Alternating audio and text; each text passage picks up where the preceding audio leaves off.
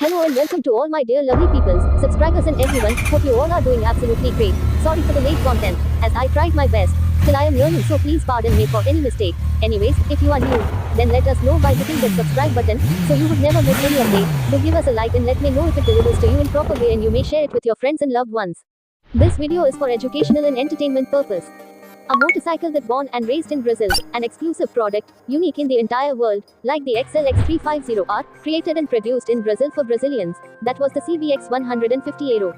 A motorcycle that sought refinement and sophistication in the Aero line of the Japanese CBR like 250R, 400R, 450SR, 600F, 1000F and 750F Hurricane, while also adapting to the limitations of Brazil in the late 1980s. Although digging deep down, tracing its history in the past.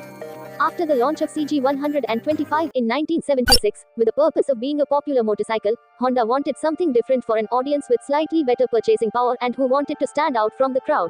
Therefore, two options were offered. The first was CG125ML in year 1978. It was basically the same CG launched year before, but with a front disc brake with mechanical drive and more luxurious finish.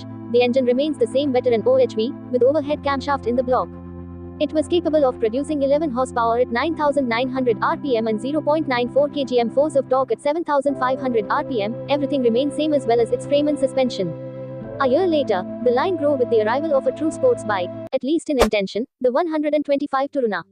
Besides a more youthful design, with straight lines and a front fender in the bike's color, it comes with an overhead camshaft engine driven by a chain. This feature allows it to reach higher revs, with a maximum power of 14 horsepower appearing at 10,000 rpm and 1 kgm force of torque, with slightly superior, with a top speed of 115 km per hour and acceleration from 0 to 100 in 16 seconds, but it lacked the low-end torque.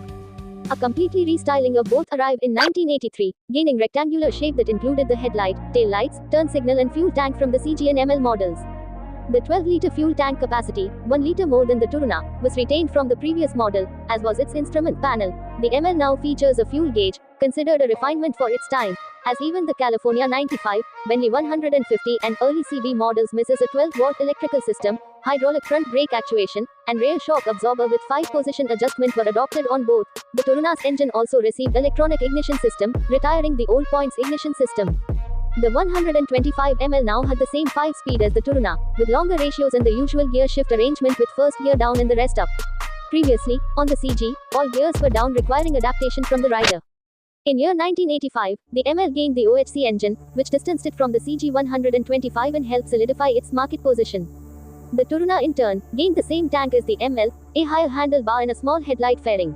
Thus, differences between the ML and Toruna became purely aesthetic, such as the chrome front fender in the former and the plastic version of the second model was the last year for the Toruna, which was in 1986. The ML lasted a little longer, until April 1988, the market was changing and needed a more impactful novelty, and it came in 1988 in the form of Honda CBX 150 Aero. Yes, the bike here right now you are viewing is the Honda's first 150cc sporty commuter machine known for its streamlined fairing called CBX 150 Aero. It was built to bridge the gap between Honda's standard street bikes and true sport motorcycles. The CBR 450 SR and CBX 150 Aero were indeed presented and produced together at the same time in year. Both motorcycles were developed specifically for the Brazilian market by Honda's Manaus factory technicians, debuting in the late 80s to spearhead a new era of sports and touring motorcycles in South America. The 450 SR was the Brazilian's first domestically produced, full-faired 4-stroke sports motorcycle, powered by a 447cc, parallel twin, 46-horsepower motor derived from the CB. The 450 SR was heavily inspired by the Japanese 1987 CBR 250R, MC17, as mimicking the look of larger, track-focused superbikes. The 150 Aero was produced from 1988 to 1993, being replaced by the CBX 200 Strada. After many years, another 150cc launched in year 2004 called the CG150.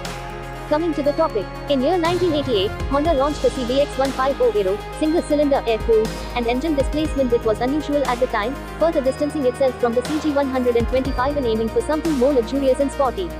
Although the Toruna and ML differed from the CG, they were still 125cc. The CBX Aero was different. A modern aesthetic was the highlight of the motorcycle, with emphasis on the rear turn signals integrated into the taillight, aluminum wheels composed of 3 arches and the larger 13.4-liter fuel tank and a 5-speed gearbox. The CBX 150 Aero was an entry-level commuter motorcycle that took design cues from the Aero styling of bigger sports bikes.